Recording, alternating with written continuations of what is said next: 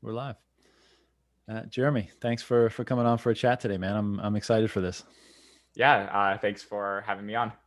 So I think, like many Bitcoiners, well, we all come at this from different angles, and some people come from the economic angle, some from the technology, some from maybe the socio-political, and there's many ways, there's many different things that Bitcoin impacts, and it has many far-reaching implications. And I think that's part of what makes it so interesting, and also what brings people in from such disparate disciplines. And a lot of people, well, I'll speak for myself. I've never been that technically inclined. Being involved in Bitcoin is causing me or inspiring me to try to overcome that a little bit. But still, the work that you do and the work of technologists and core contributors is something that is kind of another world to me. So I wanted to, have you on today to try to hear about not only your story and your experiences, but maybe shed some light on that world for people that don't have too much insight into it. Uh, yeah, what are you asking concretely? I'm not asking anything directly. I'm saying Okay, that's why I wanted to do this gotcha. today. I was like, I felt like it was like a big Long-winded question. intro. Yeah, I do. I'm long-winded sometimes. Yeah. But why don't we start with this? I know it's kind of cliche, but just to set the context for this discussion, how and when did you get into Bitcoin, and what caused you to be so involved in the manner that you are? Yeah, so there's kind of a bit of a backstory.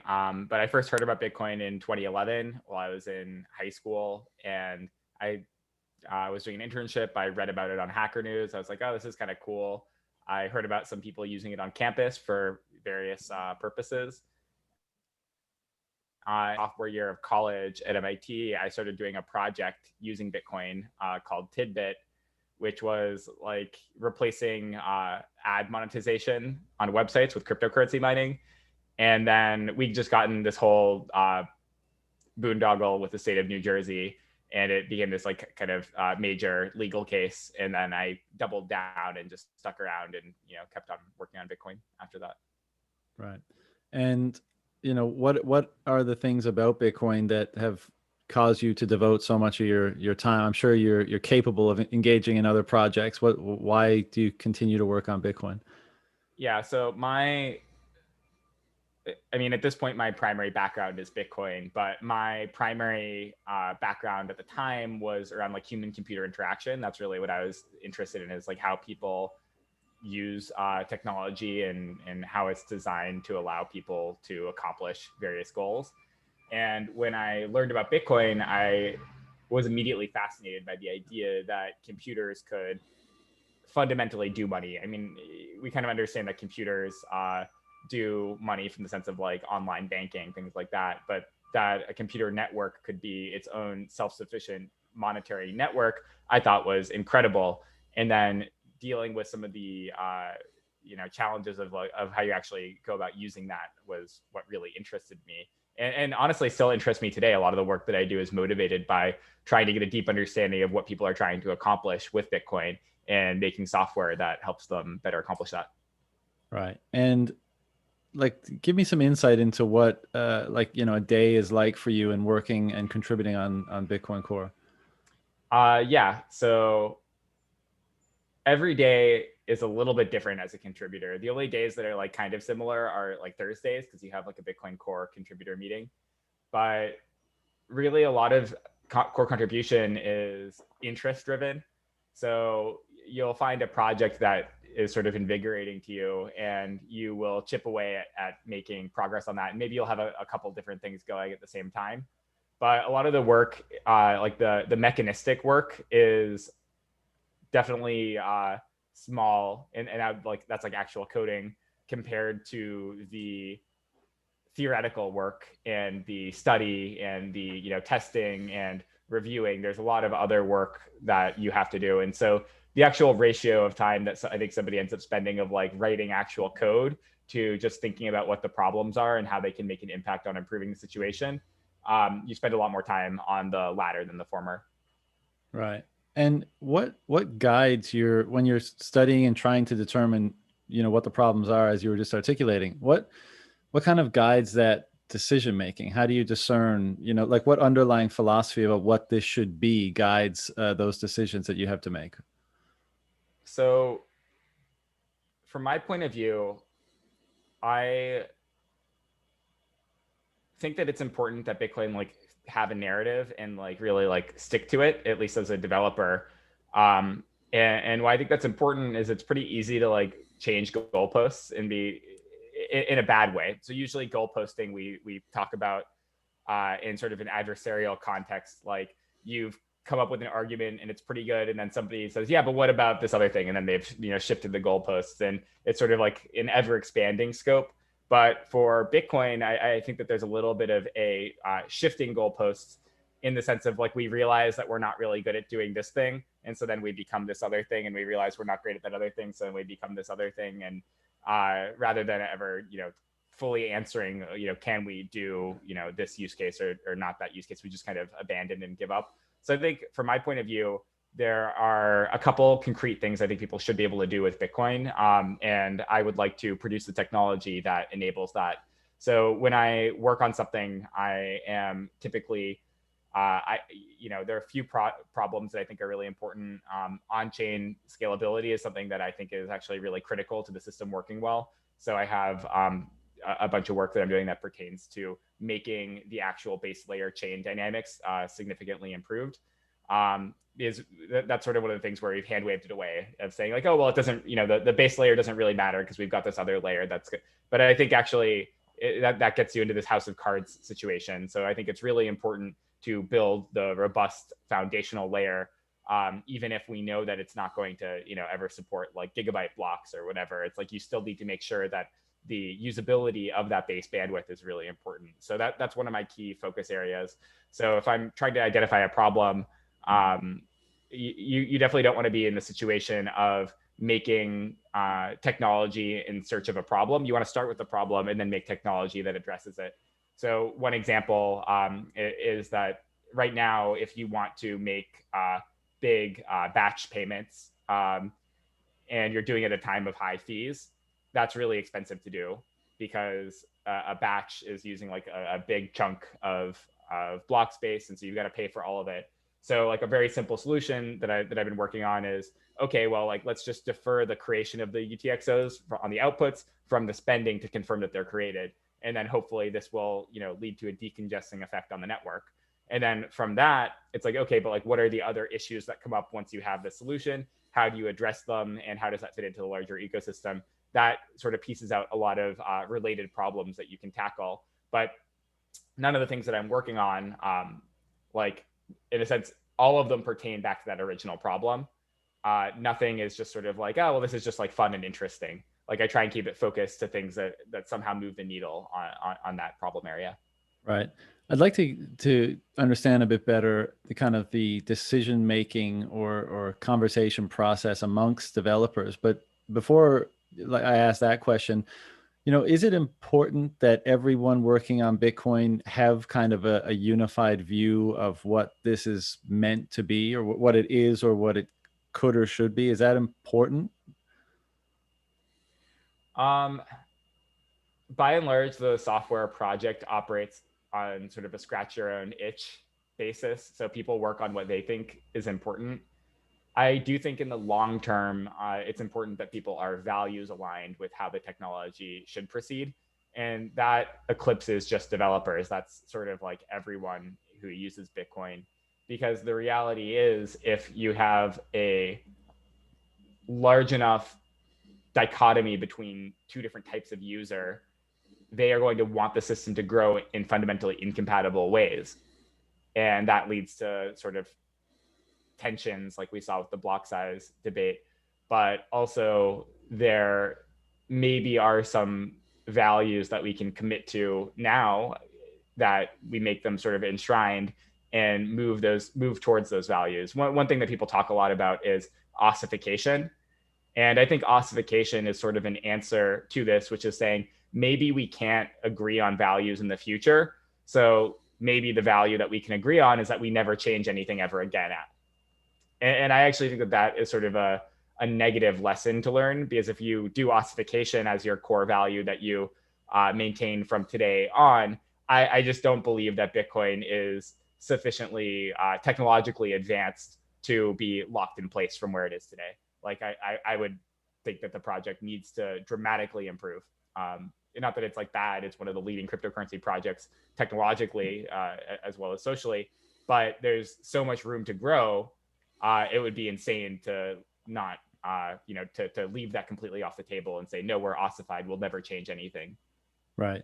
And so, kind of to that end, do you have certain fundamental values that you think are kind of in the unchangeable category that have to kind of be dealt or built around or accommodated for, that that aren't kind of subject to change, and then beyond which changes can be made, upgrades can be made, things can be discussed? Um, I would say one of my core values is an effort to be scientifically rigorous about Bitcoin. And not a lot of people are scientifically rigorous. And I think that that is a long-term issue. I think Bitcoin as a platform, when we talk about properties, we should never hand wave and say, oh, well, like people probably don't have an incentive to do this, so it's okay. Or, this is not how Bitcoin works. It's like, okay, well, how does it work? And can you show me a model that shows how, how you're proposing Bitcoin works is how it works? This is something that's come up for me a few times where my scientific, mindset around this, people feel is bad because it's trying to say, hey, Bitcoin actually might not have this property that we think it has. Here's a framework where we might see something unexpected. If we see this unexpected thing, we need to come up with new technology to move Bitcoin back to, have the properties that we think it should have. But then a lot of people feel socially that's an issue. And if socially something like that is an issue, they feel that the right thing to do is to attack the scientist, point of view for saying like, no, Bitcoin is not this. You're evil. You're bad. You're fudding. It's like, okay, no, it's not necessarily FUD if you just want to like figure out what the answer is. Do you have any examples of that? Yeah, the main example that I have was the like Binance reorg thing where I suggested to CZ that like, hey, if you like had all these coins stolen, it's way more than the block reward for like the next, like week or two. So you could just like sign some like extra transactions or like leak your keys or something like that. You're not going to get the money back necessarily. In my understanding of the game theory, you'll have to keep on bribing, and then the attacker will bribe. But you can scorched earth, make it so that the attacker doesn't get anything, or nothing happens and the attacker gets the funds. Like either way, like we'll learn something new. And whether or not that idea works out, right, whether or not miners actually would reorg 30 blocks to get back coins with a bribe is sort of not the main point. The point in this conversation is that if you believe Bitcoin is strong, then me saying this has absolutely no impact or value and doesn't really matter, right? Because if you actually believe that Bitcoin has these properties and principles, saying something like that is just like non-threatening and just stupid. So you can just say that's stupid. This isn't going to work out. But on the other hand, if you believe that Bitcoin is fundamentally weak and you're uncertain of its actual properties, something like this is very threatening because this could actually work, right? And so we exist right now, I think, for this particular issue in the state of not really knowing if reorg incentives work or don't work. And so I'd be interested to collect, like evidence or work on designs that make that as something that becomes more unlikely, or we have more robust models of why reorg incentives won't work, rather than the current model is, oh yeah, but that would crash the price of Bitcoin, so that would not be good, right? And that's not a robust model to me, because somebody might want to crash the price of Bitcoin, and this might be, leverage to, make it cheaper for them to do that. Or it might even be in like smaller cases, like, okay, we're going to start seeing this a lot at like 5 or 6 block reorgs because people are going to build out the software to make this work well. So I think that understanding those types of things is like the scientific inquiry side, but people also have the social side of just saying that like, well, this is evil and bad and the system shouldn't work like that. And I think if that's the case, like we just need to develop technology that makes it so the technology can't work like that. Right. I find it interesting that in a lot of the conversations that go on around Bitcoin, it's seen as this kind of bulletproof, infallible system. And no doubt it's robust and, possibly anti-fragile and all the rest of it. But people seem to give less lip service to the social element of Bitcoin. And I'm just wondering, because that is such an integral element to it, and along the line of this questioning that we've just been talking about, do you think there are, and I take your point of kind of like running the experiments that are almost inevitable to be run anyway, whether they be by an attacker or Yeah. something like that. So might as well sort of thing to see if it's actually as robust as we think.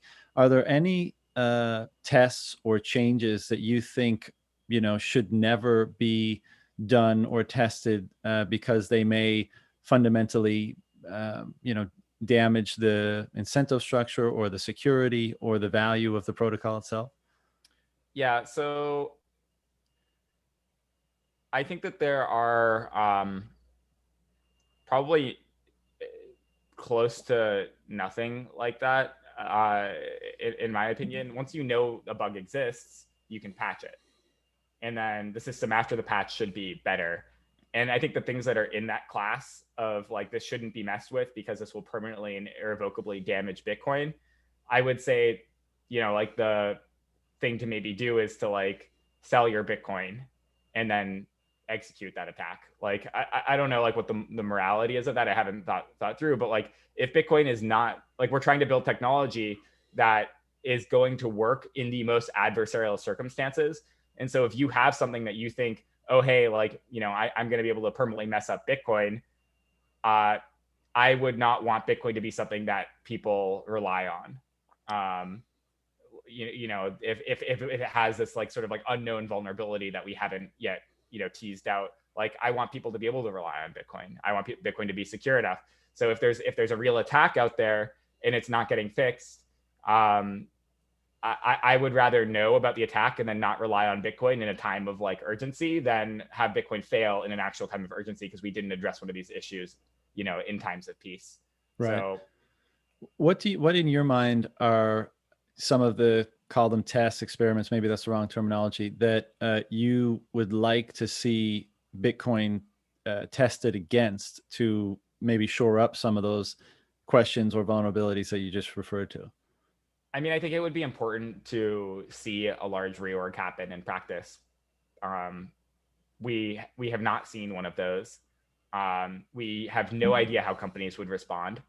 Um, and it's sort of one of those things that might break that social layer. Like even like I don't know like how large of a reorg would break the social layer. I would guess it's probably something like 6 blocks would break the social layer, and that to me is a bit of a problem. Because if it's if an exchange accepts like a massive deposit or a number of exchanges accept massive deposits and it gets reorged 6 blocks in and they've already been like exit scammed on that. um, I don't see Bitcoin surviving as a single instance in a world where like the top 3 exchanges got hacked in this way for like more than $1 billion. I would like to see Bitcoin like there be a legitimate chain that continues on, but there's no way that those companies that have so much influence in developer talent and at so much at stake would not propose that like their fork of Bitcoin, which did not hack them, is now the legitimate one. I have a feeling that would happen. um, and that's something that happens just within the existing consensus rules. It's not exploiting any bug of the system. That's just, hey, look, we don't actually know what happens with all these, how all these companies will behave. So I think, it's either something that you want to test or you want to at least build out a social plan that sort of says like, hey, look, here's how this will be handled. And if you get caught on the wrong side of this, um, it's kind of your fault because we've agreed as a community already that there's some sort of standard procedure around a reorg, greater than this length. Zcash has something like that where I believe if there's a reorg longer than a certain length, they just shut down the nodes and they say, look, like at that length of reorg, like clearly consensus failed and you shouldn't permanently be off the network. But when you come back on the network, you should make a decision about what that means. Because at that length, like it probably means that there's like a longer term split and it might be an attacker. And like, that we don't want to do checkpoints. We don't want to force you to be on one chain or the other, but we do want something that says, okay, if we see that long of a reorg, like proof of work might not be doing what we expect it to do. And if you see one, the chance that you see another is like also more likely because you've just seen one. So like another one has no reason that it also couldn't happen. Because whatever, conditioning on like the likelihood of this is now higher. So that's sort of one of my worries is like, we might just see like sort of like a failure of the network in some, way that the system's designed to have, but socially people are not prepared for that. Right. And this is one that kind of gets brought up. Well, it's kind of evergreen in terms of discussion around Bitcoin, but it's the hard cap. And Yeah. when I was asking the question, like, are there any kind of fundamental attributes that you think should not be subject to this kind of experimentation or testing or whatever? Do you think the hard cap is among them, or should I extrapolate your answer there to say not even that is kind of sacrosanct? Yeah, I mean, honestly, like I don't think that the things like so there are a lot of people who will like derive like various like economic properties from things like the block cap, from things like the specific proof of work that we're using. By and large, I think I'm not an absolutist on what those things are or how they evolve and change over time. I think that there's like pretty reasonable ways that the system can over maybe not like quickly and in response to like crises, but like over a long and planned period, like probably with those parameters, like I'm sure there's something that's like low enough risk. The thing that I think is most important is that people are able to use Bitcoin and it's like not discriminatory. Like those are like two like really important properties.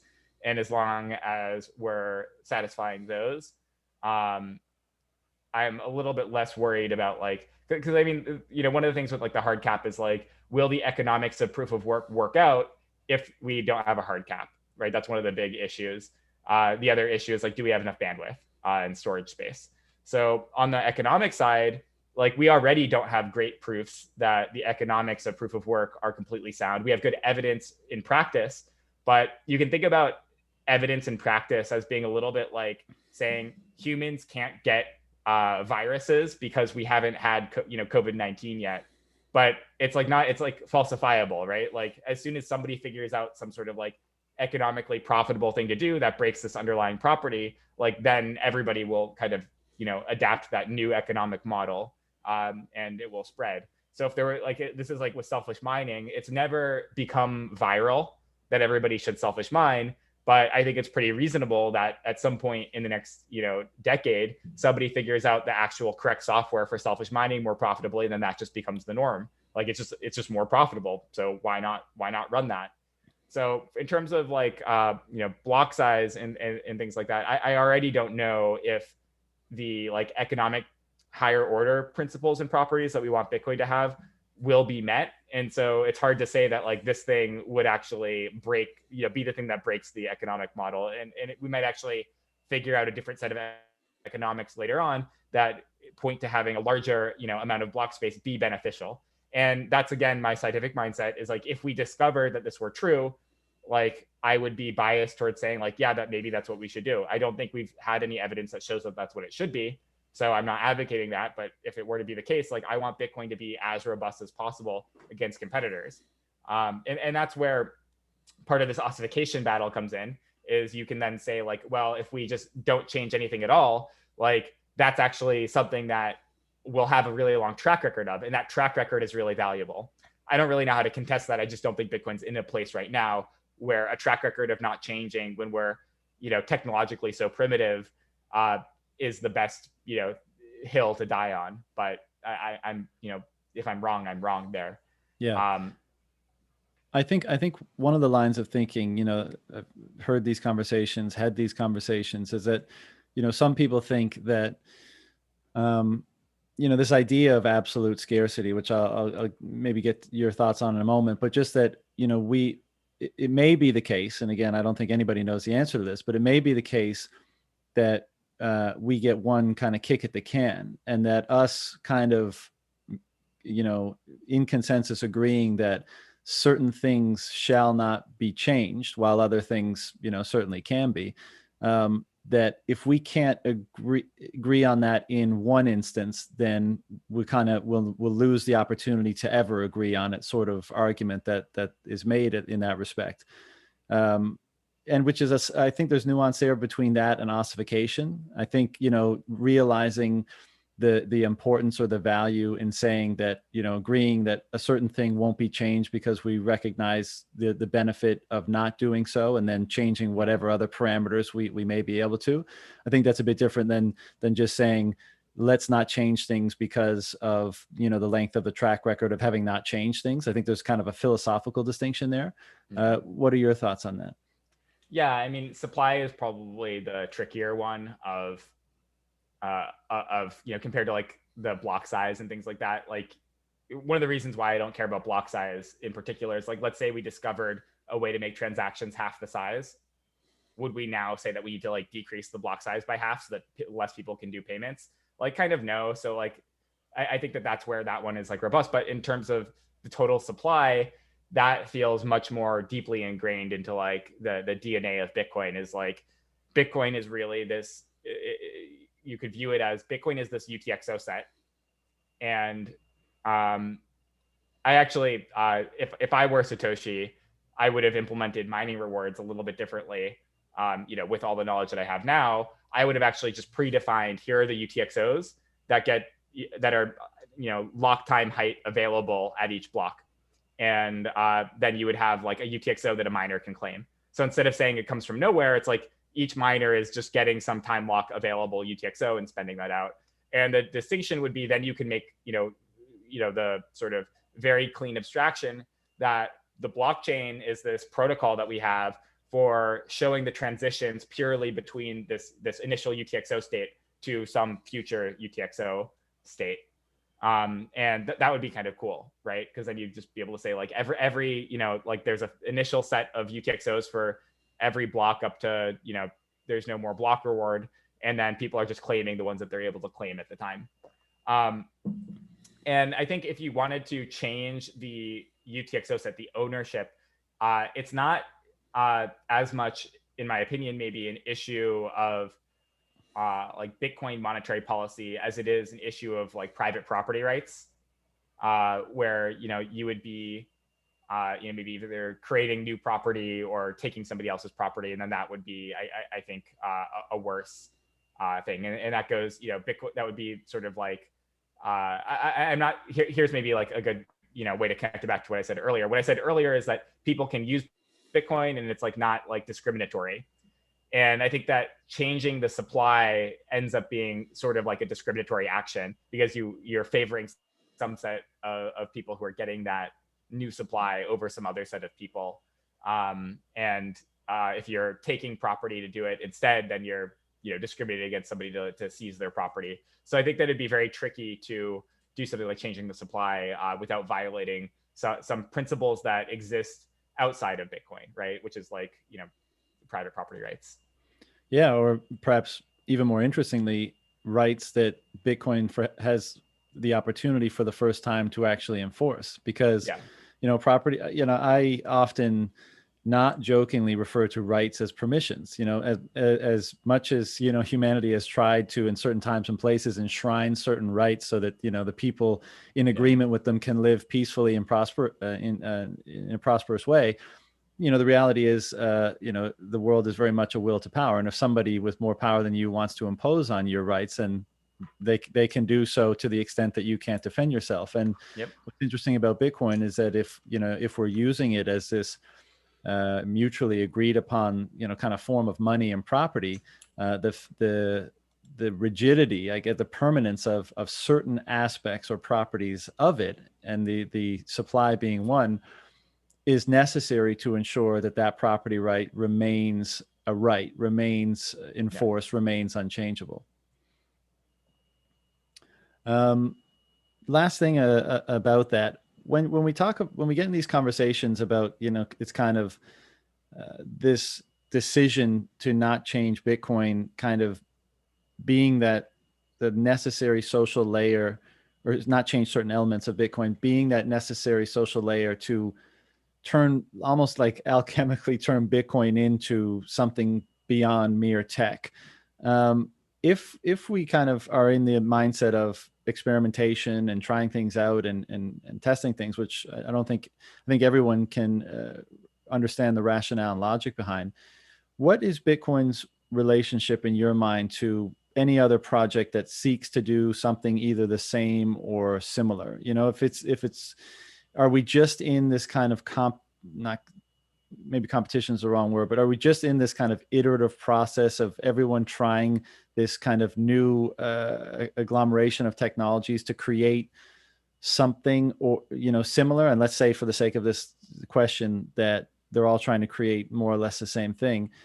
Is it just then that, like, who can iterate, experiment, and hit the nail on the head more accurately, or is there something else at play? So I think one thing that's sort of interesting, and I think your question is fundamentally asking, is like, how much moat does Bitcoin have, right? Yeah, Like, how it's defensible it's is asking Bitcoin's that. position? It's asking that, but it's almost beyond asking that, saying, does Bitcoin, should we even operate under the assumption that Bitcoin, like, needs a moat, because can there Yeah. only ever be one, sort of thing, Yeah.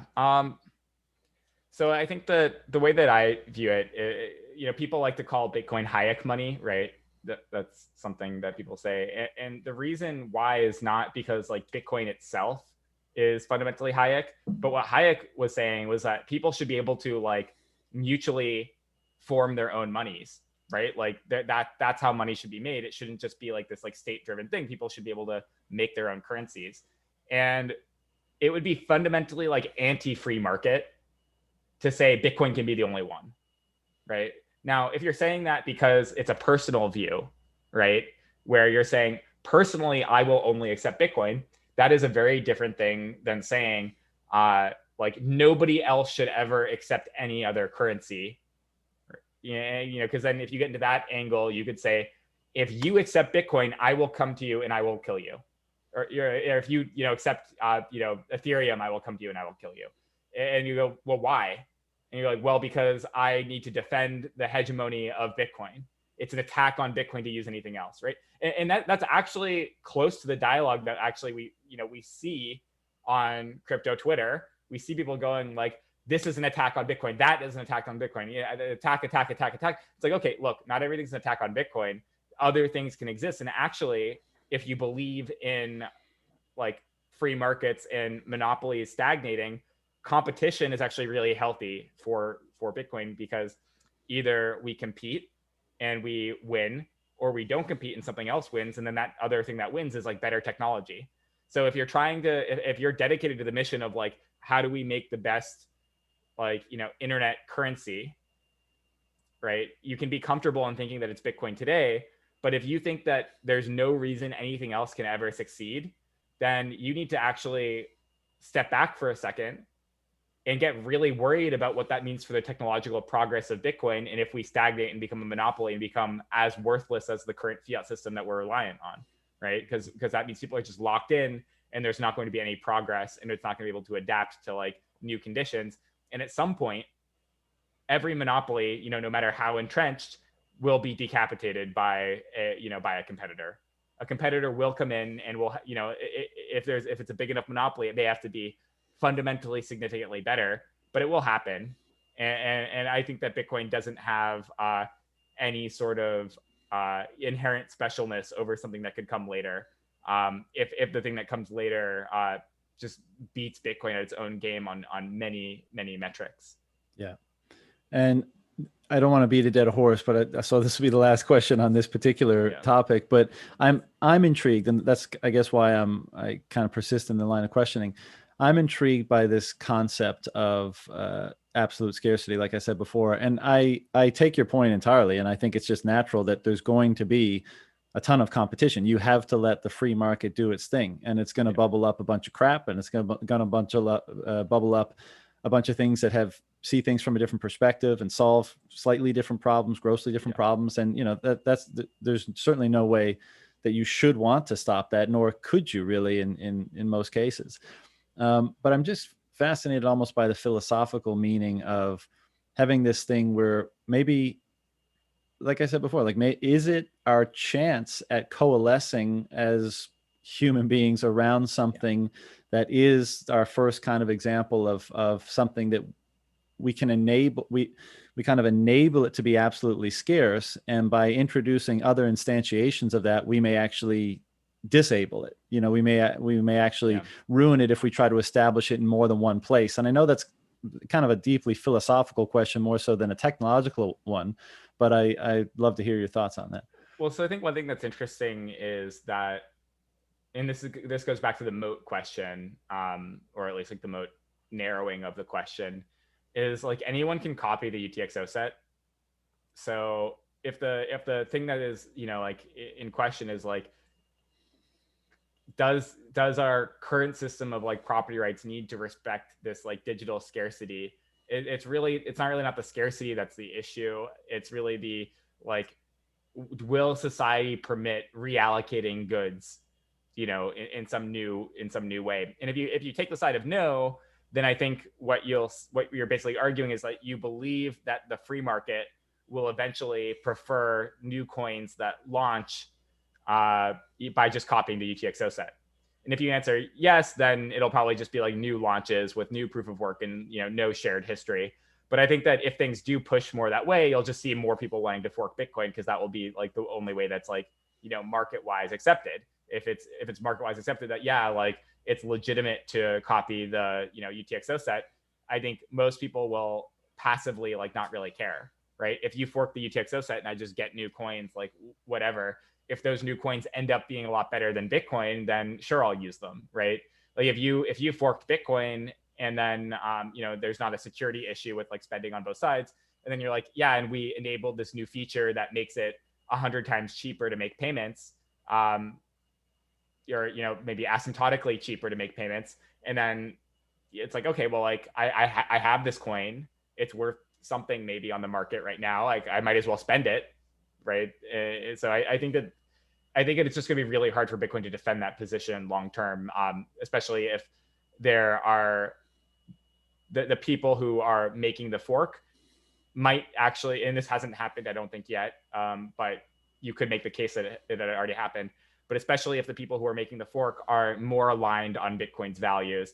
An example of this would be, we're adding a better privacy layer to Bitcoin, and we're adding some new, zero knowledge proof stuff. The people who are detracting it are saying that they are not sure that it's completely secure yet, or they're saying that we actually want Bitcoin to not be private because we want this perfect auditability property, right? And so you could imagine people are forking over that, and I would see a lot of people going like, well, no, I want the one that's private. I don't want the one that's not private. And things like that. I definitely think that there will be cases where the ossification path, where it's just like, no, we're not accepting any changes, will not be seen as being as valuable as the bold new feature that is more Bitcoin than Bitcoin, right? Right. Yeah, it's going to be very interesting to watch play out, and I guess ultimately the market will decide these questions. And as you say, Yeah. I think the fact that that all these instances exist, but in the case that we were talking about, a hard cap Bitcoin, that it continues to exist, will at least allow the market to ask and then answer eventually that question: is it valuable to have something that has zero supply elasticity, that remains the same no matter what? And does the value inherent in that trump XYZ features that might be more robust in some other chain or network or whatever? I mean, we're going to find out, and that's one of the things that makes all of this this big phenomenon so compelling. Um, when we talk about changes and we talk about development and the market and stuff, no conversation of Bitcoin, especially perhaps with a developer, is complete without discussing kind of attacks. And you've made reference to them a little bit already in our conversation. Aside from market-driven attacks, competitive attacks, I think this is better, so I'm going to move over there. where do you see Bitcoin's biggest vulnerabilities, and or how do you even define an attack first, and then where do you see the biggest vulnerabilities for Bitcoin? Yeah, so I think we mentioned earlier that there's a lot of people who like to sort of like meme around about like Bitcoin being like the hardest money ever, and it's like invulnerable, bulletproof, whatever. I think one of the things that's really dangerous about that is people don't see that that's a LARP. That people are talking about the aspiration of Bitcoin, not necessarily like the current state of Bitcoin today. So, someone tweeted, I think a few weeks ago, like, Bitcoin is like a tank, and it's just like, boom, it's going to go over everything. And, like the Lightning Network is like air support, and it's gonna, it's like, and it's like, okay, like you've got like some like military, fetish about like making Bitcoin seem like it's really tough. But what's dangerous about that is if you tell people this narrative that Bitcoin is invincible, people won't think that there's work that needs to be done to improve it. And I'm really worried, and I don't want to go too into detail on like which areas I'm worried, but I'm really worried that Bitcoin, from an attack perspective, not from like a scalability or anything, but like just from attacks, that Bitcoin is vulnerable, and we need significantly greater investment of resource in making Bitcoin actually bulletproof.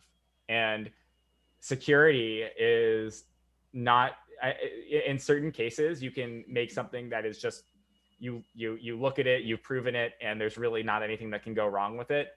But for a piece of software as complicated as Bitcoin, security is a ongoing concern, and you have to adapt to new threats on the network, new types of attack that have been discovered. And with the complexity of Bitcoin, you're never going to discover every single possible attack. If you look at tanks, for example, there's a great history of like tanks being bulletproof and invincible, and then somebody comes up with a new kind of missile, and then they have to come up with a new thing. And there's like pieces of armor that shoot themselves off so that the thing hits at like a further distance. And then there's like missiles that launch off the tank to hit missiles coming in, and now there's missiles that go in a different way. And it's just like always, there's a new protection and then a new attack, the new protection and then a new attack. And I don't see Bitcoin ever being at the point where it just like is so secure nothing can ever get to it. We need that continual loop of improvement on a lot of the areas of the code base. Right. And you mentioned you didn't want to get too deep into some of the vulnerabilities. What's the reasoning behind that? Well, so if there's something that I'm working on that is a vulnerability, then talking about it on a live stream is like the wrong thing to do. Right. So, there are areas that I'm worried about. I put out a blog post on one of the more like broad areas that I've been looking at, which is like the mempool. That's on judica.org/blog/mempool.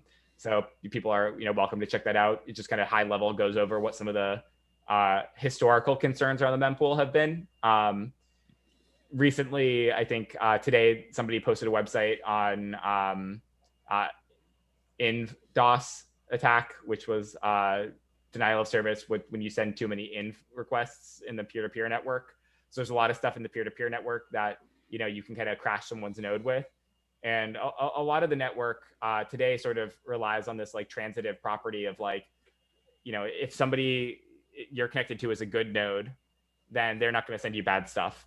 And if they're a good node and they're connected to a bad node, then the bad node crashes them. Well, you are still connected to them. So like now you're not going to get the good stuff. So like, maybe you're still going to be okay. And so it can be hard to propagate bad things across the network if the majority of your connections are good. But I am pretty, worried that there just like a lot of the adversarial network situations have not really been fully explored out, and that we only really have in Bitcoin Core right now, we have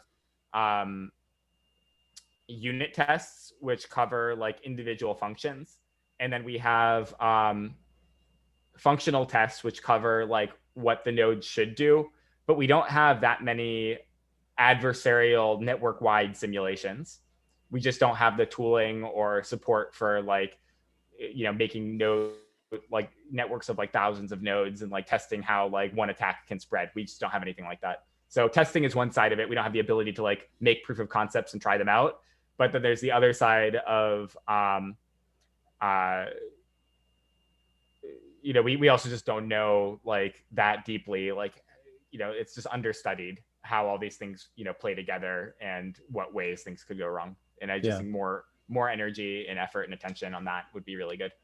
When you think about attacks, do you think about them? Well, without getting too much deal, do you think the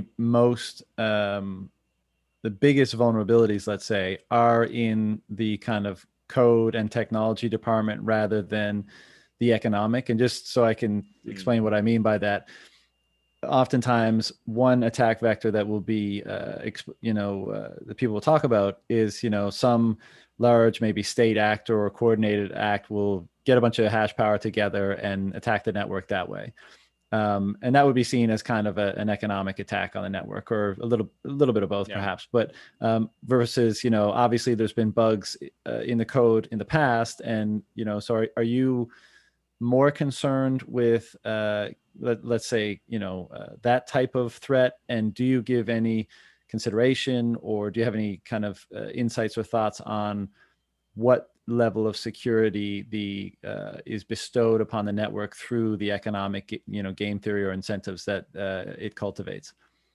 Yeah. So there are a lot of different types of issue that can come up. One thing that I think is nice about like actual bugs that like crash your node is that, okay, your node crashed, you just restart it, you know, like big deal. Um, Even if it's like, like there are like worse types of crash than others, but you have to patch it. It might just be like, okay, like I had a bad peer, now I restart and I don't have any bad peers, so I'm okay, and I run for like another week, and then I crash again because I got a bad peer again, right? That's like not great, but like maybe the network is okay with that. Maybe it's like, okay, I just need to patch the bug, and then I keep on going.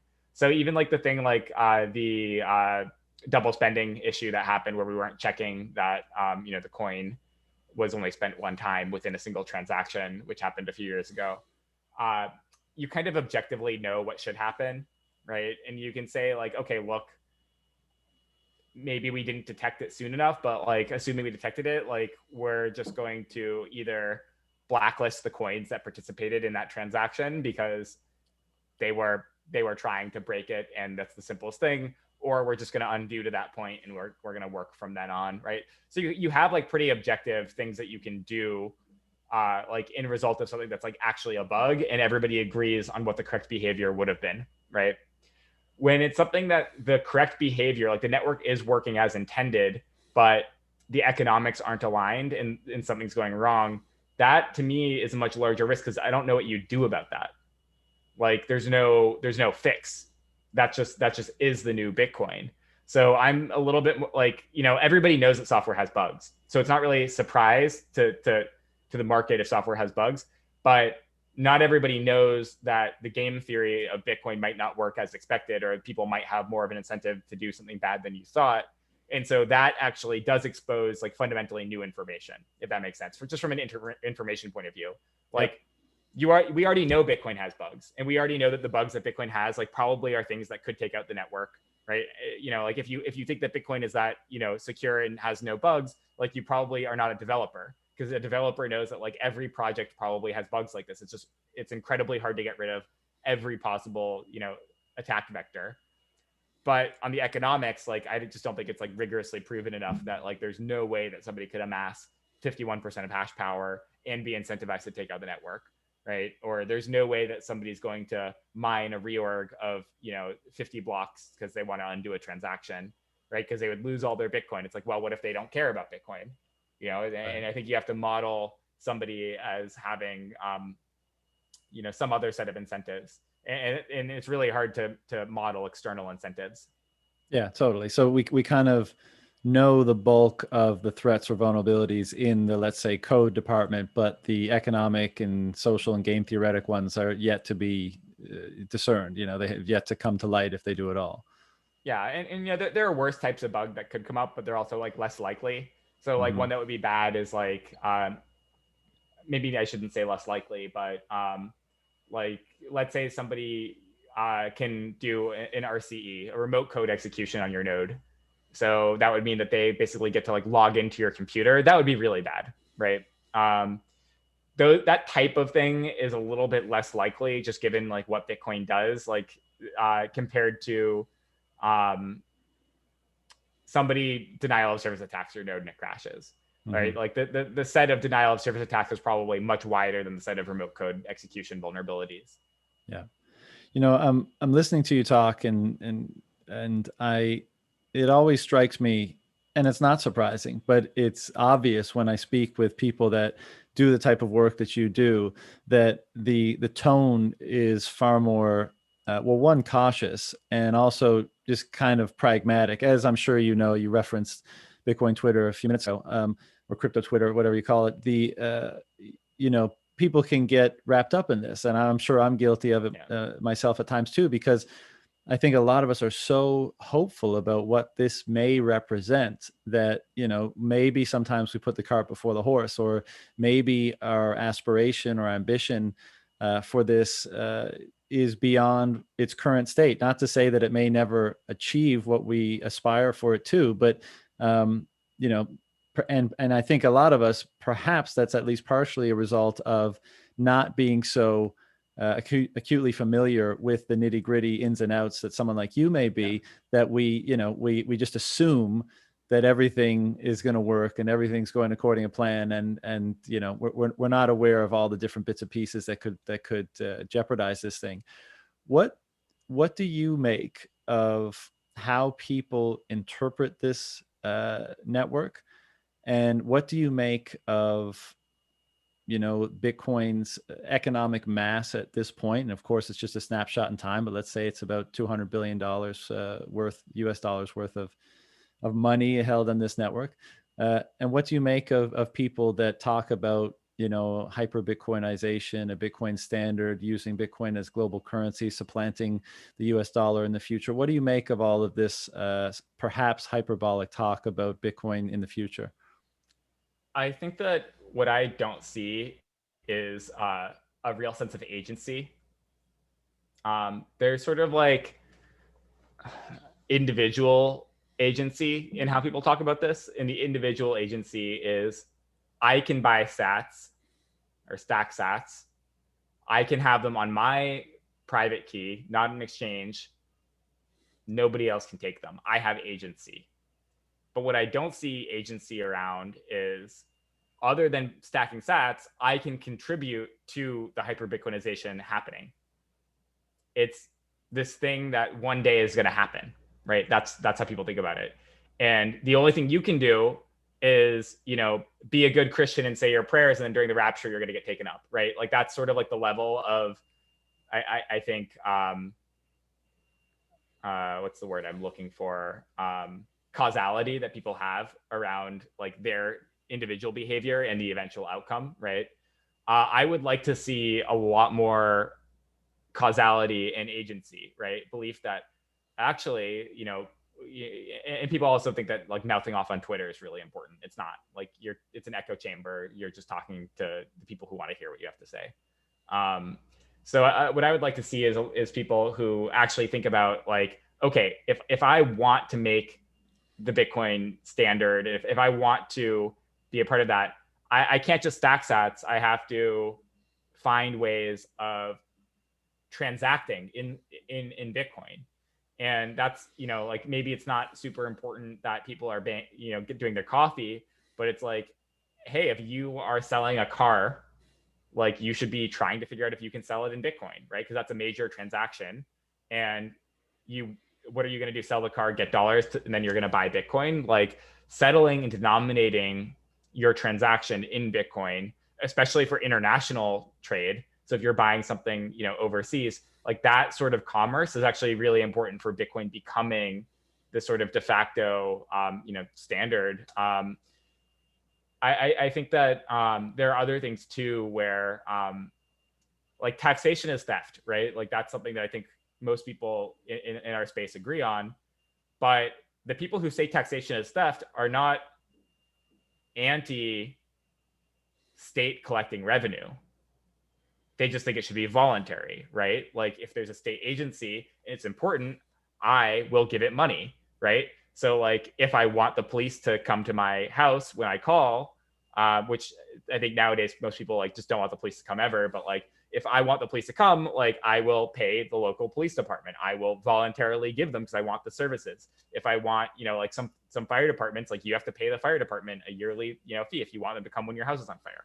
So there are things like that, right? And I think that it's starting to develop. Like, I don't know if you've seen like the Bitcoin dev list and like the GitHub sponsors activity, but I think people really have to ingrain that like hodling Bitcoin is not sufficient to make Bitcoin, snap and hit that threshold.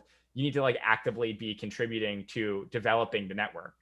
And, this is something that really grinds my gears is I think, Brian Armstrong said in the Peter McCormack interview, he said, like we don't contribute that much to Bitcoin development, but we contribute in other ways, like making it easy to buy Bitcoin. It's like, fuck off. Like that, sure. And nobody send this to Brian because, like I'd love to, work with them if they wanted to. But the thing is like, that is not really enough to like push Bitcoin, beyond the fold and, bring it to a larger position. It actually takes investing in the deep fundamentals to reach those next thresholds. And I think that is something that all Bitcoiners should think about is like, you can't like, you're not allowed to be a passive investor here. You have to think actively if you want Bitcoin to succeed. I'm not saying you have to give me money. I'm not saying you have to give a developer money, but like you've got to be trying to do commerce in Bitcoin. You've got to be funding development. You've got to try to, even in cases where you're not directly receiving something, you've got to try and say, if there's a dispute and, like if your damages are due in Bitcoin, you've just got to try to find ways of making Bitcoin be that integral part. Just holding on to a stack of Bitcoin, it's self-referential and, sort of insular. And that insularity, I don't think gets us to this hyper Bitcoinization use case. Are you not receptive to the argument where people say, just to counter that, they'd say, well, I'm going to trade my shitty money for better money right now, and I'm going to squirrel it away. And, people that are sufficiently motivated to contribute in different ways, core devs, podcasts, books, whatever, will do so because they're literally inspired to do that, whether they get paid for it or not. And allow that process to percolate, allow that to happen as it has been happening, continue to happen in such a way. And perhaps that means that the adoption will be slower en masse, but still, it probably will still happen. So why not? What's wrong with that approach? Let's say you said you're not allowed to just hold it, but what's wrong with just trading in my shitty fiat for Bitcoin on a regular basis as I live my life, and let people who are perhaps, I guess, more inspired than me do more work and use it the way they see fit, because after all, this is all about freedom. And if I want to use it in this way, I'll use it in this way. Yeah, I mean, like from a libertarian perspective, like there's absolutely nothing wrong with that. I have no issue with anybody who wants to be a hodler and just like hold coins. But as soon as you say Bitcoin's going to hyper Bitcoinize, like, okay, who's doing that? Who's doing that work? And if you say like, oh, well, I'm just like incrementally buying a little bit along the way, like maybe eventually that can happen. It's not going to be a hyper Bitcoinization. It's a gradual Bitcoinization, right? Prices might start going up, and so you're going to be buying less and less at each time you buy. Maybe that's decent. But I think for the sort of like societal shift that people are envisioning, I just don't think it happens in that way. And you're sort of believing in this event that's going to take place that like everybody else is going to be causing to happen, but you yourself are just going to passively like ride the wave.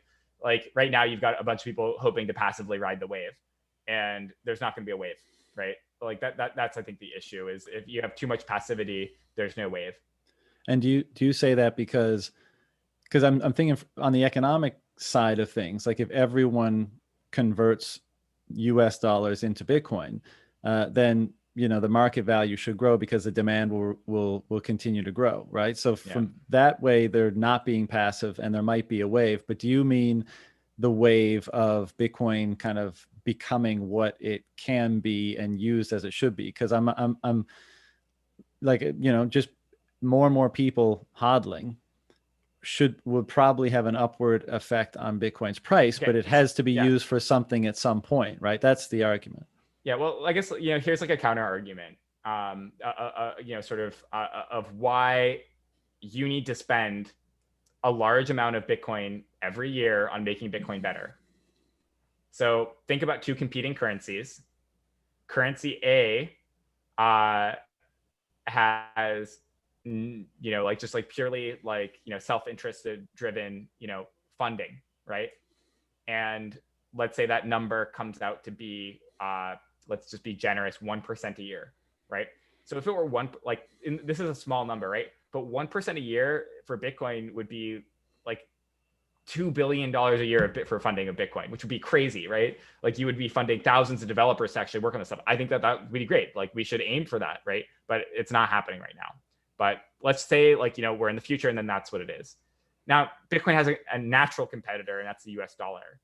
And the US dollar says, okay, we are going to put like, 6% a year, 10% a year, whatever actual inflation is of dollars printed, just to making the dollar more defensible and better, just to making the dollar the best currency in the world, right?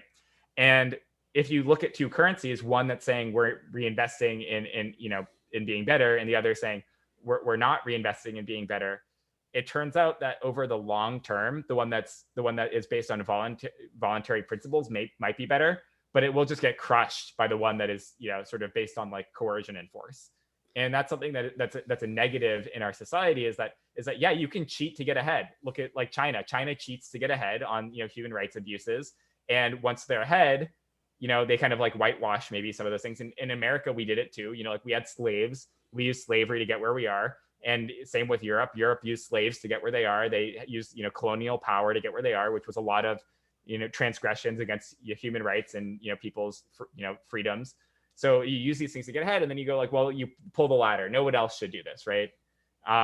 So I think that's just the thing to keep in mind, is like the competition is very much willing to print money to make themselves better than Bitcoin will be, and that it can be better in a lot of different ways. And so if we can't collectively, sort of voluntarily deliver funding for that, we might see a situation where like whatever else comes along is just like better at creating technology to do it. And I don't know that there's like, and this is where you get to even in the competition space, like I don't know that a competitor to Bitcoin, like, and ignore network effects, right? That just said 1% a year to like a developer fund that's like centrally managed, but maybe can go away if people vote against it or something. Like, I don't have a concrete proposal for how you'd mechanize that, but like I can't really honestly argue that wouldn't eclipse Bitcoin, because if you put $1 billion into making better wallets, better layer 2 technology, better privacy, better better, like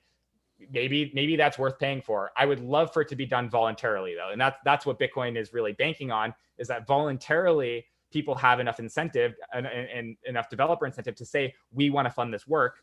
But if that doesn't manifest, which there's a chance that it won't, right? And that's where I think people listening on to this will probably get upset, because they're going to say, like, well, no, people will voluntarily show up to do this, so the incentive is there. And all that I'm saying is, okay, if the incentive is there, show me that the incentive is there, do the work, and then that will be enough proof. I'm not saying that it's impossible. I'm just saying that I don't see it happening completely right now. And let's make people aware that the narrative that they bought into requires this type of participation. Yeah, I understand what you're saying, and I wonder if Bitcoin's existence and development thus far somewhat disproves, prove a counterpoint to that argument, because as you said, the USD and all the investment in fintech over the last 10 years has been astronomical, certainly more than has been devoted to Bitcoin Core, but yet Bitcoin for a certain reason has grown and developed.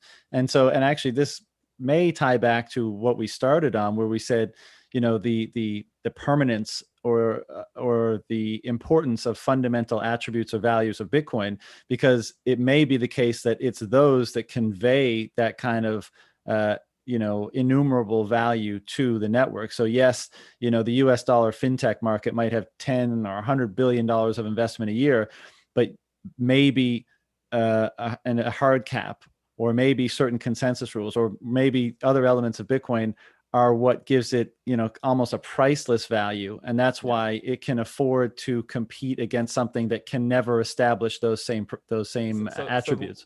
Let me restate that in sort of like a same message, but different. Bitcoin Sure. is much more efficient at allocating capital to development. That Bitcoin only requires 1% to beat, 100%, right? And that's because people who work on Bitcoin focus on things that are purely driven by like their values and principles, and so all of Bitcoin development proceeds in this very principled way. Whereas like fintech, whatever capital might be more driven by like whim, and a lot of money is just wasted on shit that doesn't matter. So that's one way of arguing that Bitcoin might actually just not need as much funding as a competitor might need. And I would buy into that, but it still needs funding. And I think where I would draw, the contrast is I've been playing a little bit in the Ethereum ecosystem. I have a company that I've started recently called Judica, judica.org, trying to make tools for developers, building smart contracts and other things on Bitcoin. And over the last week or two, I've said, well, I should really just learn what the state of the art is in Ethereum. Like, what are the tools that people have access to? What's been written? What are people like working with? And there are a lot of issues with Ethereum. Like, they really try and strive for a big reach. But if you look at the quality of a lot of the tools that they put out, like, I'm pretty impressed. There's a pretty big number of ecosystem tools that make it very easy to participate, make it very easy to, sort of like develop and write and integrate. And I would like to have that for Bitcoin as well. Now, I don't necessarily want all of the ideas that people make in Ethereum smart contracts for Bitcoin. But what I would like is if somebody wants to make a, application on top of Bitcoin, that there are high quality libraries and tools that help them do that securely, because that is going to increase the amount of, economic importance of Bitcoin. But right now, largely, there's just not funding for that in the Bitcoin space. It's slow. It's a trickle. It comes, but Lightning Network, the companies have maybe an aggregate $50 million of funding across the ecosystem, but I don't think anybody individually has more than $10 million of funding. I mean, if you just look, that's a drop in the bucket of transaction fees for a single exchange, right? Which I think that just points to we're not long-term invested enough in sort of the fundamental problems that Bitcoin faces. And I just want that to change. I want more people to think about what they want hyper Bitcoinization to look like, and then to say, is that work getting done? Yeah.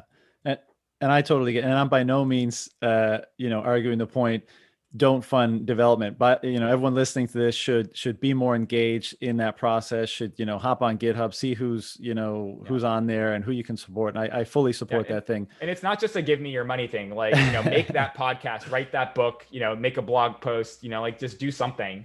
But the minimum thing to do, which is stack sats and then tweet about how you stack sats, unless you're have the profile of American Hodl, which he's created a movement, but you participating in that is not as much a participation in creating a wave as being a part of it, if that makes sense. Yeah, I get you. And I think that just the last point on the kind of competition for funds, I think, I guess the point, to put my point simply, that I was trying to make is that it seems to be the market is valuing those attributes that are uniquely represented in Bitcoin that are not in the legacy system. And it's interesting that it's valuing them to such a degree that it can still compete despite the overwhelmingly more funding in the legacy system. And that's a testament to what Bitcoin represents. And it's a testament to what people like you have helped make it be, and everyone who's involved in it. So, that's why it's such a fascinating phenomenon. Jeremy, I know we're bumping up against time here. Are you good for another 10 minutes or do you got to Oh shoot yeah, off? I'm great. Yeah. Okay. You mentioned also, and this is kind of a relevant topic these days, you mentioned the echo chamber that is Bitcoin Twitter. And I know exactly what you mean. And, we all feed into it in certain ways and certain times. But I also think, as much as that is the case, and there's so much non productive conversation, let's say, that goes on there, and some of it's in good fun, and some of it's people's insecurity flaring up, and some of it is just friends joking around with each other, and it's the best approximation of a fuckload of people from all over the world getting together and goofing around and developing Yeah. factions and all this kind of stuff. But I think it's valuable in the kind of public square metaphor of it, where we can put out ideas there, and because some people are anonymous and because some people don't give a fuck Yeah. about being rude or whatever, we can actually hash out ideas. Now, if you're going to be able to do that, you're going to have to be able to sift through the noise and to block out what actually is noise, and sometimes it can be hard to do that, and certain people are less able to deal with everything that comes with that than others. But there's recently this big thing about the blacklist blocklist discussion. uh, I guess I'll firstly just ask, what was your take on that whole affair? Um, so I mean, there's that's two questions. The first question is, what was my take on the actual like pull request? Like I commented on that pull request originally, and I said I'm basically indifferent. Like, I think that there's definitely terminology that's like more loaded than blacklist, whitelist. Like those don't really have that sort of etymology. So it's like whatever on that one. But if we're gonna make changes like this, like I just prefer the code to be consistent. That's sort of like my take, is like having, if we make it inconsistent or if we break backwards compatibility, like that's kind of worse. So like whatever we do, like, like if it makes people happy, like I don't care. Let's just keep it backwards compatible and consistent, which I think is kind of fine. It's like purposely a message that like do it in such a way that there's not an impact on anyone. All right, doesn't matter. Mm-hmm. I think that that's leads to an explanation of what I think about the whole debate is like it just doesn't matter. And it's a variable name. And I understand that people like feel like it's sort of the politicization of the project. But I think that what people are missing is that there's like a threshold for these things of like not really mattering to anyone. And because this issue was like, I mean, either the person who put it out was doing it as like troll bait, or the people who responded are trying to inflame. It just kind of doesn't really matter, and it's better to just like kind of move on and keep the project like doing whatever people like actually care about doing. And honestly, like if it comes up later that someone's like, hey, we need to make a more aggressive change, it's difficult to see how that change will meaningfully impact the code itself, because there's a big chasm between refactoring and like an actual like feature changing for some purpose. And I mean, I know people talk about like frog boiling and how like like, hey, first they came for the blacklist, and then I didn't speak up because I was not a blacklist, or it's like, okay, look, it's literally a variable name.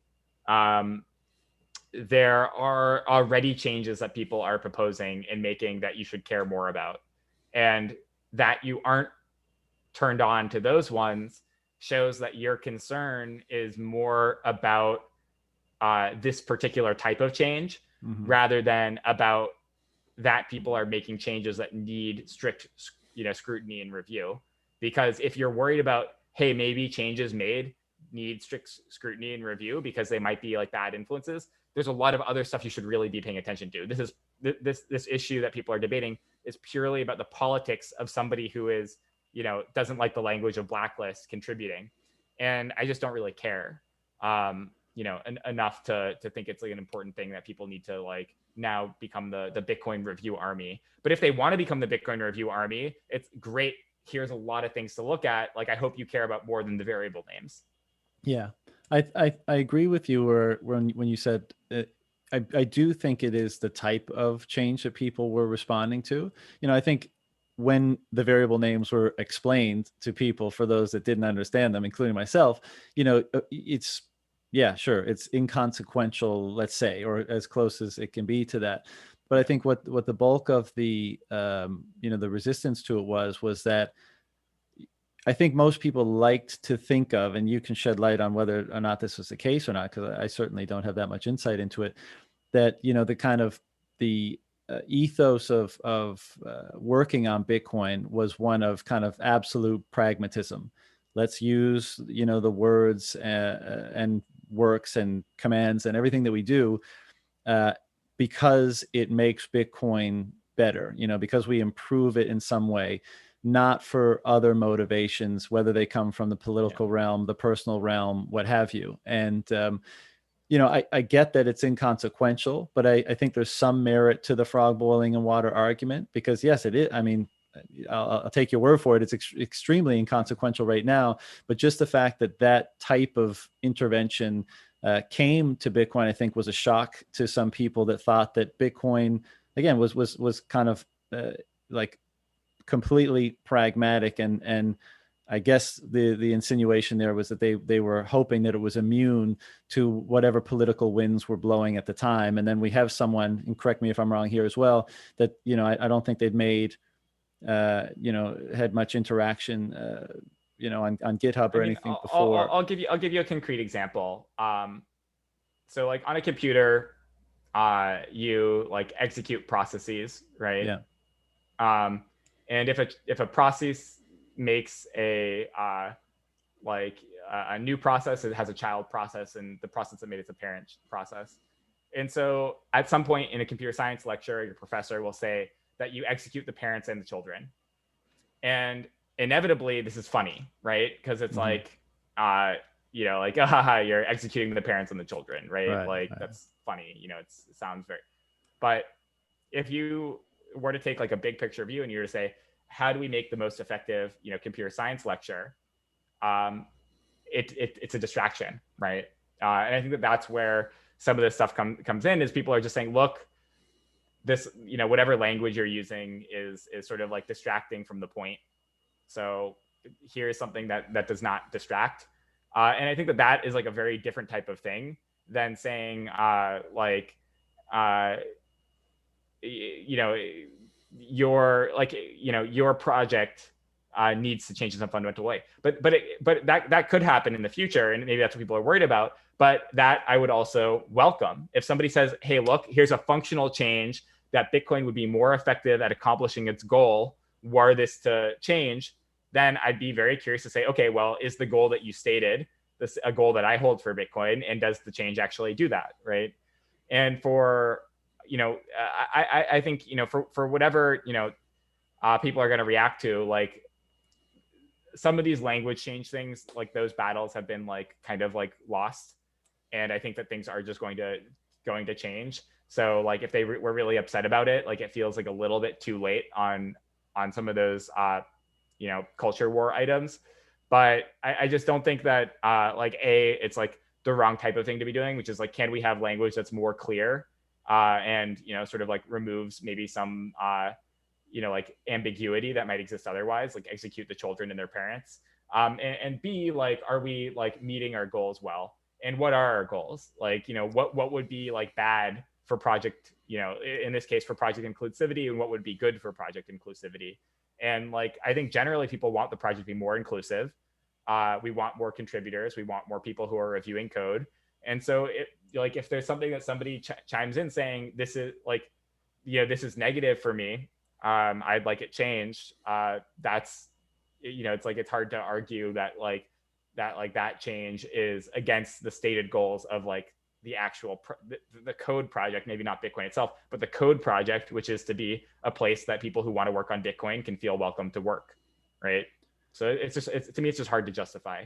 Yeah, but that's a slippery slope too, right? Because you say like one of the goals is inclusivity, and you reference like, is this good for the project? If so, and that's the Yeah. pragmatism piece that I was referring to. But like, someone may say, well, it would be more inclusive if we change this, and more inclusive. inclusion is good because there's more people, there's more diversity of thought, and therefore it's good for the project. But that opens a door. You could rationalize or justify pretty much anything through that thinking and that line of reasoning.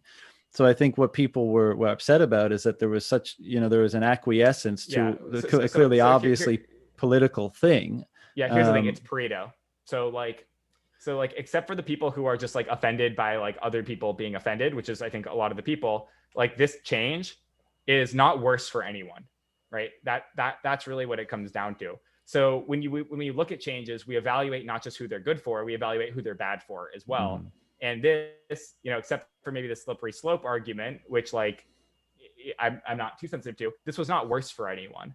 So if it were actually worse, and this is where I came in with backwards compatibility being important, is if you want to change blacklist, which is used in multiple locations in the code and in the RPCs and APIs available on a node, well, we can't just get rid of them. You have to create a new one that does the same thing. So if someone doesn't want to use it, fine, they don't have to use it. But if somebody does want to use it, it works the same as it did before. That was my point, is just do whatever you want, just don't make it worse for anyone. And I think that is like any change is going to be evaluated on that metric anyways. So I think that's why people are overreacting, is they're saying it's a slippery slope, but they're not realizing that this change was Pareto. And if a change isn't Pareto, then it's going to be very, very strictly scrutinized. Yeah, no, I totally understand that.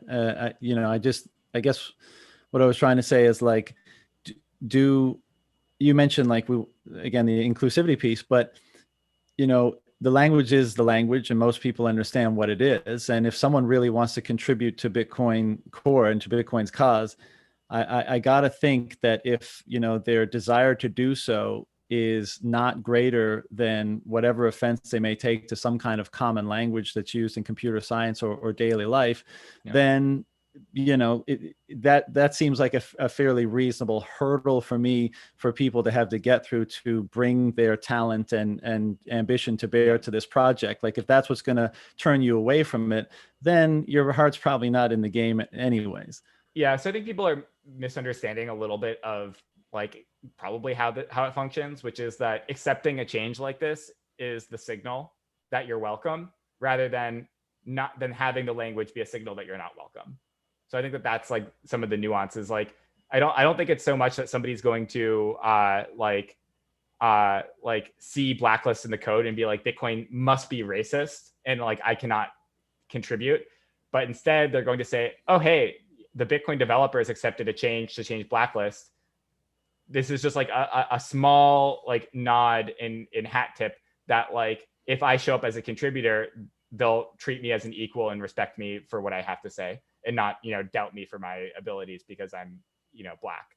Yeah. So I think that's sort of like that's the reason I think why people are pursuing this sort of thing, other than like the reason people think, which is like, like they want to divide and make divisive changes, and that may also be the case. But I think that's why like I'm, by default, like, like, okay, look, if somebody wants this, like, sure, it's testing the waters to see like, what sort of and honestly, I think the outcome of the Bitcoin community's like sort of reaction to this ends up being a disinclusive signal. Like, oh yeah, the core maintainers were fine with the change, but the rest of the community is probably like, less welcoming, right?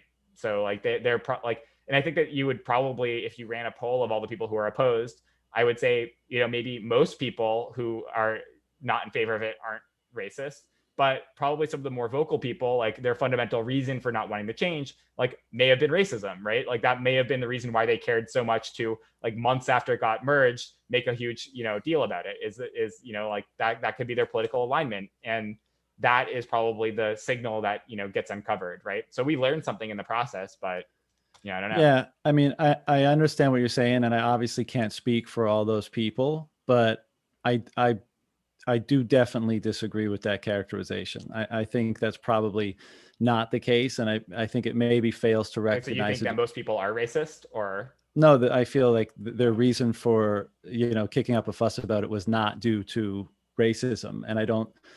And so I think it was more along the lines of what we've been discussing already, where they kind of were they didn't like to see that, the political paradigm of, offensive language, let's call it, crept into Bitcoin and caused, any sort of change, even as insignificant as it was. But and obviously you're making assumptions in even saying that maybe some of them were racist. I mean, we all come at things from our own perspective and ideology and views and stuff like that. But my experience with, the people that I talk to privately and at length and this stuff, that simply has not, is totally not the case as far as I'm concerned. But that the reason why I bring this up is because I think Twitter, to the extent that it's useful at all for such conversations, I think that conversation should be able to be had on Twitter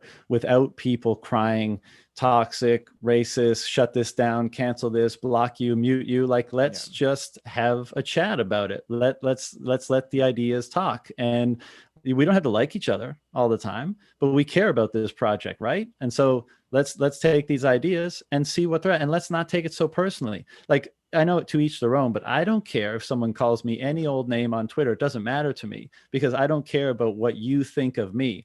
I care about the meaning of the idea and what we do with these ideas and how they can help us live better, more peaceful, more prosperous lives as individuals and as humanity. And so I think if we took that approach to, and there's going to be lots of such issues that pop up over the years, obviously. And so I think it's a bad precedent that, people kind of shy away from being able to have this discussion in the public, even if, it uses language or tones that maybe you're not used to or whatever. I think we have to hold the idea and the debate of the idea at like, that's the most important thing, not our personal feelings about how people talk or engage. And of course, if people are actually hateful, like, if they're overtly hateful, threatening, whatever, of course those people should, you feel free to ignore them. But I think we got to be careful not to confuse, kind of passionate language with threats, for example, or hate. Yeah. Sorry, go ahead. Oh yeah, I mean, sure. It's let's just say, like, like I see a lot of language from different people, and I think that there are, people who exist in our community who, like, definitely are racist, and I think, it would be foolish for us to, like, assume that, like, Bitcoin somehow has, like, avoided any racists getting involved. I'd actually be worried if we had no racists in the Bitcoin community, because it would mean that we're somehow, like, exclusionary, right? Like, lots of people are racist, and if, like, there's some reason they can't use the technology, like, maybe that's, like, good in some sense, but it's also bad in some sense for what Bitcoin's trying to do.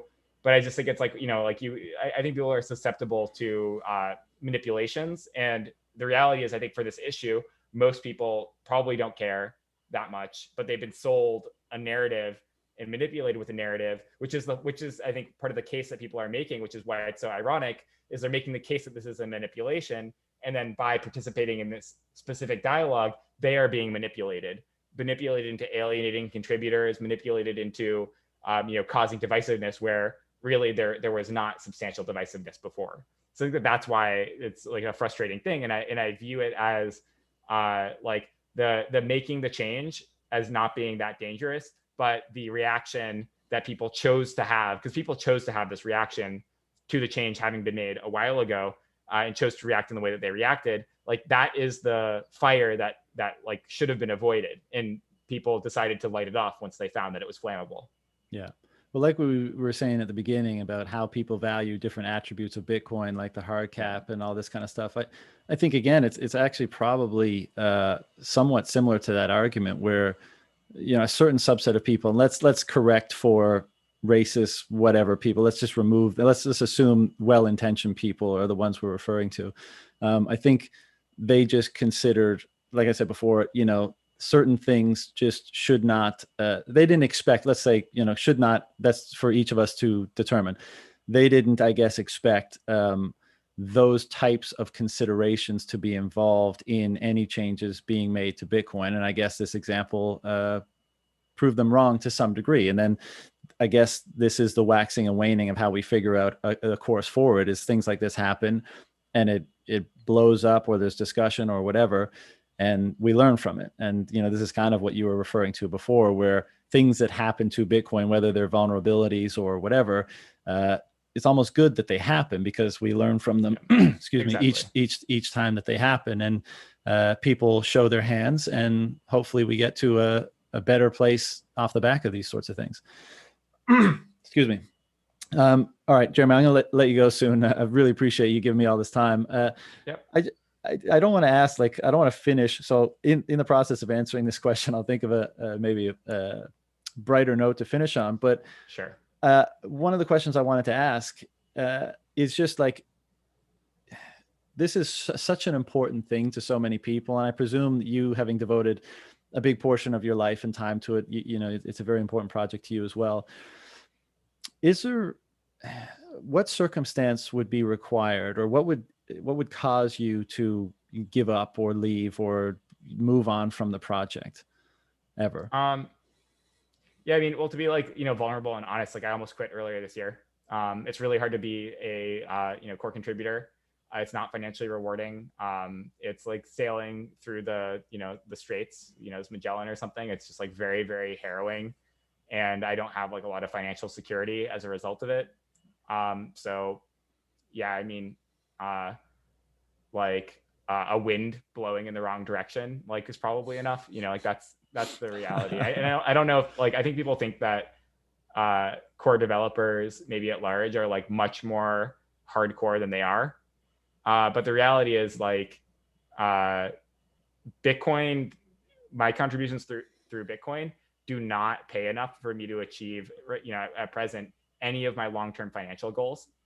So I am razor thin on that edge of being like, in order to actually do what's going to make me happy long-term, I should probably work on other things. And I think that that's probably true across a lot of contributors, but because these contributors primarily contribute out of like the social and political aspect, people are willing to see if they can push it a little bit further. So I would say, yeah, like, I mean, I wish I could give you the answer of nothing. I'm like so diehard, like Bitcoin, but the way that I view myself is I am somebody who is dedicated to making the world a better place. And I want to do what I think I am highest leverage at making the world a better place on. That's why I work on Bitcoin. I think I have a lot of leverage with the work that I do that, like if I worked on something else, I wouldn't have. But I mean, I should turn the camera to show you the sky outside. It's fucking orange out, have you seen this? No. So San Francisco, the whole sky is orange. The air is like all smoke. And the state's burning. There's COVID. People are, dying, locked up. Financial crisis. Like, there's just like so much stuff going on to look out in the world and say Bitcoin is the only way to fix all of these problems. Like, there's so many other things that you can work on to make society a better place. And so I think sometimes when I view how difficult Bitcoin makes it to scale that mountain of like, hey, I want to make a minor change to Bitcoin, it takes a year, right?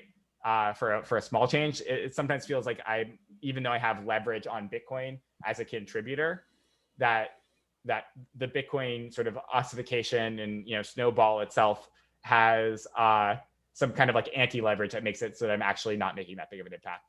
And that is sort of both true in terms of like dollars, right? Like, it just doesn't make that much money to be a contributor, but it's also true as in like, I can fight like this year-long battle, and then the result will be I get like 2 PRs merged that are like a marginal improvement on Bitcoin. And then it's like, is that actually moving the needle forward on the things that I care about? And when that answer is no for a long enough, period, and it's not working financially, like, yeah, it just points to like, maybe I should work on something else. And I think a lot of contributors are probably in a similar bucket, which I don't think is great for the health of the project. I mean, with the recent sort of like variable name change, like Vladimir was like, maybe I just like quit the project, like I just don't want to deal with this anymore. It's just like, I think he said, I don't get paid enough to deal with this. And somebody volunteered. They're like, oh, well, like, I'll pay you, like, I'll donate to you if I can. And then he's like, no, like, it's not about the money. Like, I just mean that like this work doesn't feel valuable to me. And I think that that's what people maybe like don't appreciated is that you want developers to feel like their work is actually valuable. And yeah, I mean, you wanted a positive note, so I think you're expecting a different answer. No, I said I would think of a positive one because I knew that one.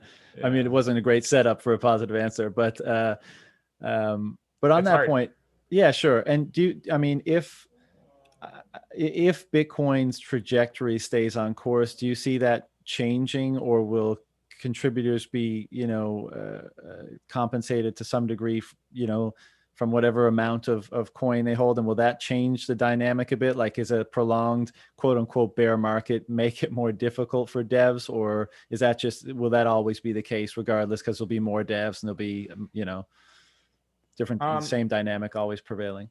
I mean, a bear market I think is actually relatively good for devs in some senses. One sense being that like you are earning income and then you can buy Bitcoin at a lower price. So, it's good for devs in that regard because you're making Bitcoin better, but the price is stagnant. So as you make it better, like you have a chance to, capture the value. Like if I, like, that's one of the things that's like kind of like dismaying for me is like, I like have a bit of Bitcoin, but I don't have like enough Bitcoin that if I work for a year on a feature that makes Bitcoin 10% better, and that manifests to a 10% price, improvement, that like I make enough money to like pay for my, like, I just don't have that much Bitcoin. Right. And 10%, that's a lot better, right? Like, I don't even know, like, I'd be lucky if I make it 1% better. So I think Right. Right. the sort of like connection of like one's individual work, and people work in aggregate, but it's like if developers in aggregate make Bitcoin better 10% this year, like, do I have enough Bitcoin that pays for my salary? No. You need a lot of Bitcoin. And I think that that's something that I think would be interesting, is if you had some sort of like Bitcoin endowment where it's like you've just locked up Bitcoin in a developer fund and like it only pays out of like appreciation, not out of the like base capital. Like that could be interesting. But that's sort of like hard to set up and capitalize. And, Yeah. and I think for the most part, you'd rather just like give developers the sovereignty over those funds. Yeah. Um, but yeah, It is what it is. it is what it is. I mean, I'm going to keep on, and I think that it's also part of why, people might be wondering. I think I've been a lot more aggressive about like funding recently. It's partly because I set myself a deadline on which I had to make it work financially or I was out. And so as that clock got basically down to a month before I had committed that I would be leaving the project, if I couldn't turn funding, I just became more aggressive with saying, fund this work, fund this work, fund this work. And that's starting to turn that tide, but not fully yet. I've got a few grants, but like those grants I've earmarked for like specific projects that I'm going to involve other contributors. So it's just like it's slow progress to get it to the point where I feel like there's like a stable financial future where I can keep working on making this technology better and it's going to be financially rewarding. And there's the whole issue with licensing too. Like if I release the software that I'm working on and then nobody pays for it, what do I do? And people are saying, well, people will figure out how to pay you. And it's like, well, I don't want people to figure out how to pay me like 2 years from now when the project is good enough. And people are like, oh wait, I need to have some sort of liquidity now. So it's really, people expect you to work miracles. And I have used all my miracles on my Bitcoin Core contributions. So if somebody else could work the miracles on the financing side, like that would be pretty nice. Sure, sure. All right, I'll end it. This will hopefully be a positive note. Last question. What are you really jazzed or excited about that's coming up in Bitcoin? Like, what's kind of getting your imagination going? What are you really looking forward to seeing happening? Well, I'll be self-aggrandizing, like check template verify, and the ecosystem I'm building around that, I think is going to fundamentally change the way that people like interact with Bitcoin. It's going to make it way easier to self-custody. It's going to make it like easier to write certain types of smart contract. And the tools that I'm building, if you go on judica.org/blog, there's one that's about like a hodl chicken game that I worked on with PySkull. And it shows the tools. Like this stuff is getting really compelling. And I think that there's going to be a big opportunity for a lot of experimentation and exploration that is, I think, just going to be like a really fun time to be in Bitcoin. And I don't think we've had like a really fun time to be in Bitcoin for a little bit. So I'm excited to see that this will be like a fun and like more like play driven, experimentation time. And I'm hoping that those tools will enable that. So that's what I'm most excited about. Can you say what the name of the project was again? Yeah, so my website is judica.org, judica.org. And the project, there's Sapio, which is a programming language that I am working on for writing Bitcoin smart contracts. And then there's Tux, which is a transaction UX that allows you to visualize and interact with smart contracts written in Bitcoin. And then there is Check Template Verify, which is a new opcode for Bitcoin that enables sort of new types of smart contracts that you can't really do right now. Wow. And what's the timeline we're looking at for this kind of stuff? Timelines are hard because people, again, with this ossification narrative, there's another narrative, which is serialization. And the serialization narrative is that like Bitcoin is like the eye of Sauron and it kind of like looks at one thing at a time. And because Taproot is being the thing that it's looking at, like any other major technical change, those people will not look at or review because it's sort of like things have to happen one and then the other and then the other. I don't think that that's actually true. I think it's better to modularize and kind of like have people looking at different areas. But I'm only one person against the tide that's saying serialization is the way. So it really depends on how long the other things that people are working on take. But it's been ready to go, in my opinion, for the last 9 months or something. Right.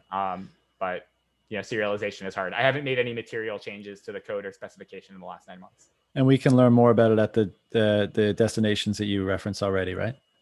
Yeah, there's judica.org, which is like the sort of projects. And if you want to learn about the BIP and the opcode, utxos.org has a lot of resources on the BIP itself. Nice. Well, man, this has been a really enjoyable conversation. I appreciate the work that you have done, that you are doing, and hopefully you will continue to do in the space. Any last words or places you want to direct people that you haven't already before we shut it down? I think that's pretty good. I don't know, like stack sats, earn them, transact with them, and see you at the hyper Bitcoinization, I guess. Right? There we go. All right, man. Thanks again. Take care, and we'll speak to you sometime in the future. Sounds good. Bye.